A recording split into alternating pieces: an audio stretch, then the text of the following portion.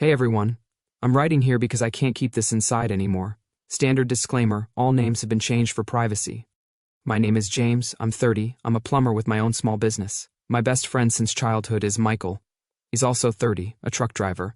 He has a wife, Sarah, and a son, Noah, who's 5 years old. Noah is just a ray of sunshine. We both grew up in pretty tough conditions but managed to pull ourselves up. For 5 years I literally saved every penny. I saved up $75,000. My dream? A down payment on a house. Not a mansion, just a modest little place. I had even found a place I liked. Everything was almost ready to go. And then, 6 months ago, like a bolt from the blue, Noah was diagnosed with a severe congenital heart defect. He needed a highly complex operation. Not here, but at a specialized clinic in another state. The cost? Astronomical. Over $300,000. Insurance covered some, but their share, co-pay out-of-pocket max, call it what you will, came to $150,000. For Michael and Sarah, it was a financial death sentence. They sold everything they could. Their second car?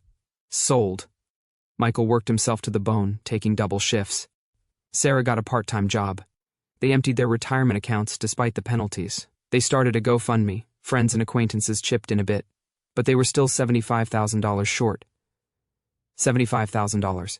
Exactly the amount sitting in my savings account. Michael came to me. I'd never seen him like that. This tough guy was broken. He literally collapsed on the floor in my kitchen and sobbed. James, he's my son. I'll do anything, work 3 jobs until I die, just, please. If there's any way. He couldn't even finish. He was begging me to save his son. And that's when it hit me. I was faced with an unbearable choice. Give Michael the money. All $75,000. Kiss the dream of the house goodbye for who knows how long. Saving that much again would take years. Risk all my savings by trusting them to a friend, even my best friend. His promise to pay back? He was desperate. 0 guarantees. What if the operation didn't work? What if something happened to Noah? What if life threw Michael another curveball?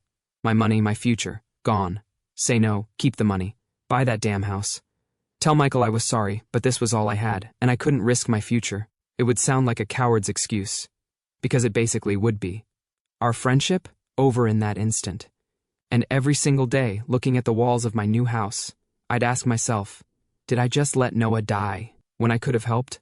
That week was hell. I didn't sleep. I didn't eat. The house, Noah's face, Michael's tears, it all spun in my head. There was no good choice. Only different ways to lose. In the end, I couldn't choose option 2. The guilt would have eaten me alive. I chose. I handed Michael a check. All $75,000. I looked him straight in the eye. Take it. Save Noah. Pay me back when you can, if you can.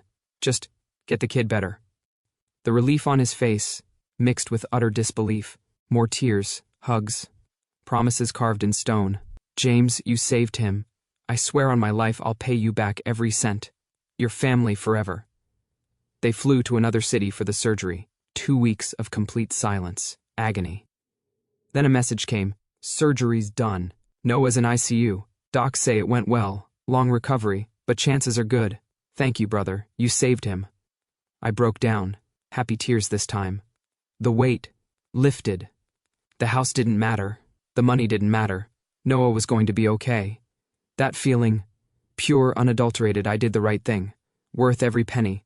And then, silence again. But this time, different. Icy. After that initial success message. Nothing.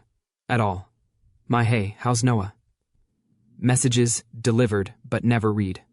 Calls, straight to voicemail. The subscriber you have dialed is unavailable. A week?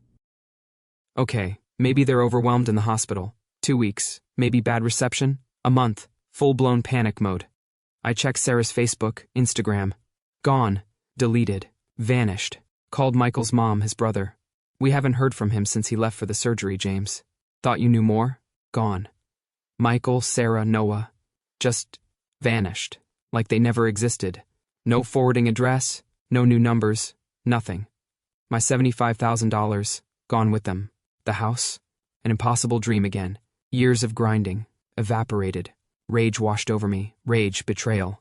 I felt like the world's biggest sucker. A total chump. I sacrificed my future for people who couldn't even be bothered to send a damn Noah's recovering text? Did they just run off? Take my money and disappear into thin air? Was it all a scam? Was Michael's desperation just an act? It's been 4 months. 4 long months, nothing.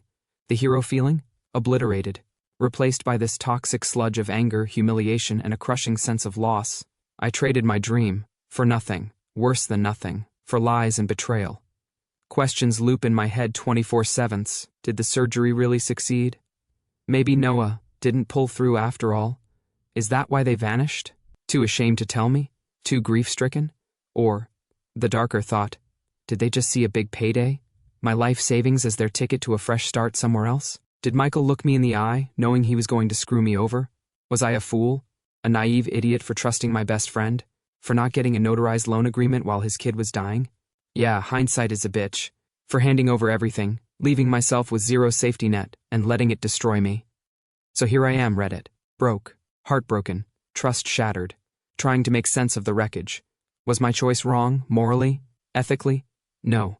Choosing to try and save a child's life, that has to be the right call, doesn't it? But here's the brutal reality check life just gave me. Even 20+ years of bro friendship isn't armor against human frailty.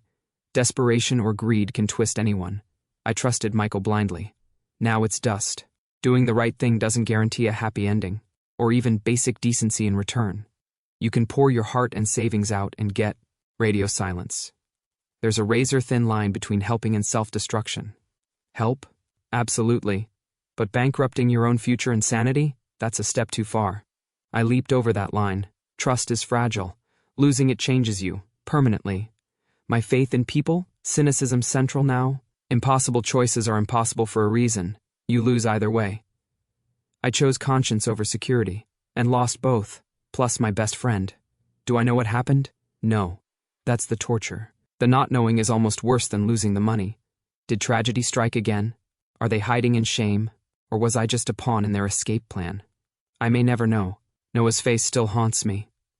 But so does Michael's when he took that check. So Reddit, am I an idiot? For trying to save Noah? No. For believing in my friend? Maybe. But for handing over everything I owned, with zero protection, and letting it break me? Yeah. A colossal $75,000 idiot.